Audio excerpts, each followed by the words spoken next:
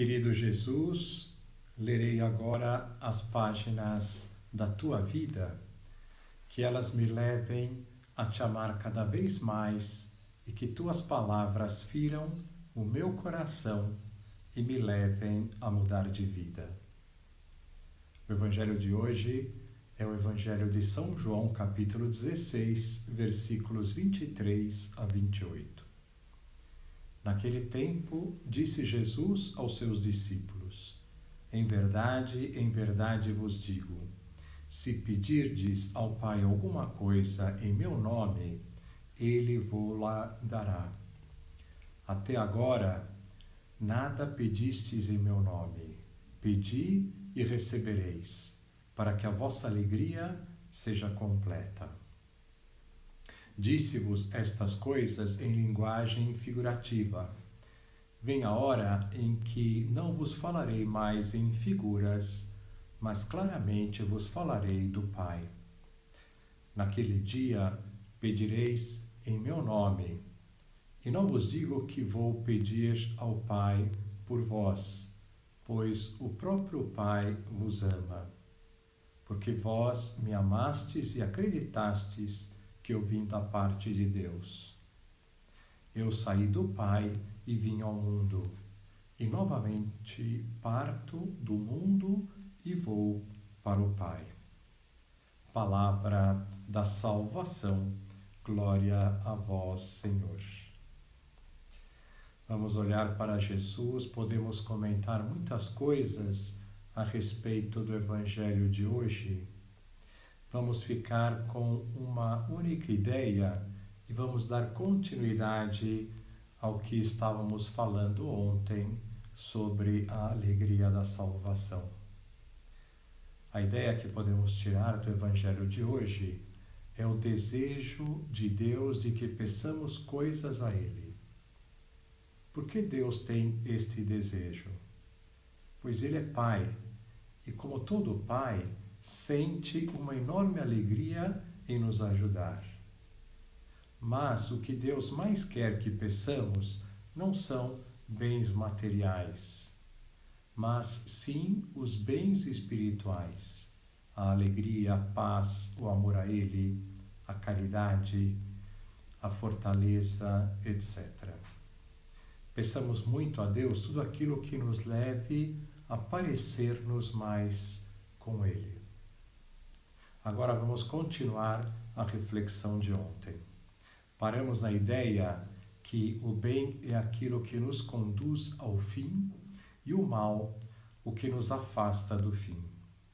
Pois bem, Deus deu a nós o melhor fim que poderia dar, o amor e a felicidade infinitas participando da sua vida. Se este é o fim, Deus sabe muito bem qual é o caminho para chegar até Ele. E o caminho são os 10 mandamentos e os ensinamentos que Jesus, que é o próprio Deus, nos transmitiu aqui na terra.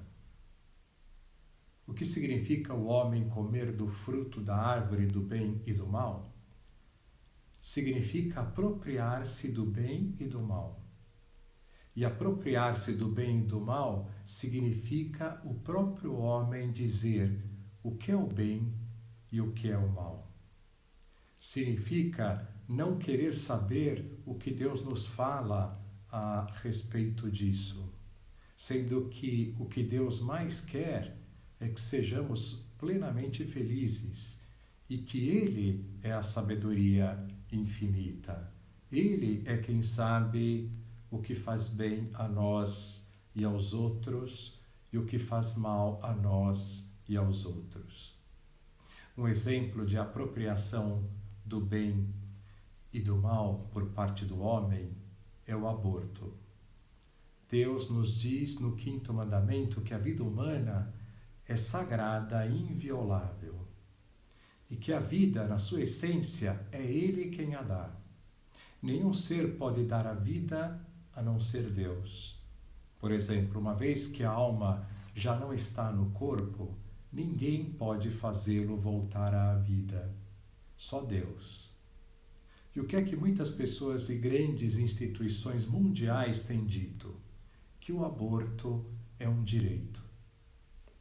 Nesse sentido, acabei de ler a notícia que vários países da Europa se gabam de terem as taxas mais elevadas de aborto em crianças com síndrome de Down. Imaginem Deus, que é o amor puro, que é o dador da vida, que é o Pai dos pais de todas as criaturas, ouvindo isso.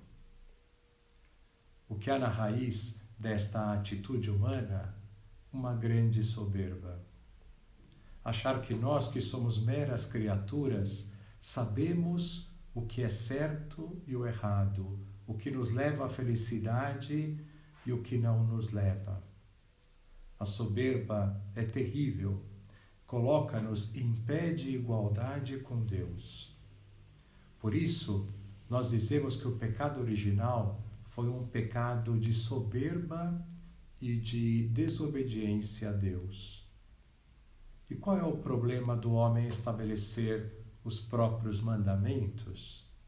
Além de ser uma atitude de soberba, que já é um grande pecado em si, é começar a percorrer a estrada do mal, onde o mal vai se sucedendo a outro, ocasionando verdadeiras destruições. Começa-se a percorrer a estrada do mal, pois uma vez que há um fim claro, só há duas estradas, a do bem ou a do mal. Não há meio termo. Vejamos, por exemplo, qual é o mal de abortar crianças. É este: em vista de não complicar a minha vida, eu elimino uma vida humana que tem um valor sagrado, pois é dada por Deus. Indo mais a fundo, uma vez que um ser humano tira a vida de um ser inocente para não complicar a sua vida por egoísmo, o que mais ele pode fazer? É certo que há moças que fazem isto por desespero, porém são culpadas, a não ser que tenham sido violentadas, de terem engravidado. Mesmo que uma pessoa engravide por ter sido violentada, isso não justifica tirar a vida de um inocente, e o Estado, os familiares lhe devem dar toda a assistência para cuidar desta criança. Se uma pessoa não se arrepende de ter cometido um aborto, seu egoísmo vai causar inúmeros outros estragos, já que foi suficiente para eliminar uma vida humana. Deus é Pai e perdoa uma pessoa que tenha feito aborto, mas não é verdade que é um grande mal e que não há como não ficar marcado por este ato, violando a essência da vida humana, o respeito à vida humana que é sagrada? O contraste entre o egoísmo e a supressão de uma vida inocente é muito grande. Quando Deus estabelece a inviolabilidade da vida humana, está nos ajudando a percorrer a estrada do bem, a estrada que leva ao amor e à felicidade infinitas.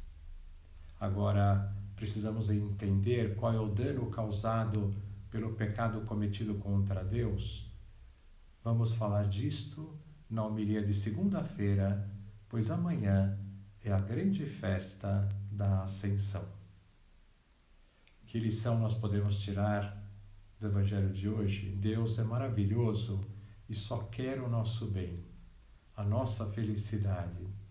Temos que confiar nos seus mandamentos.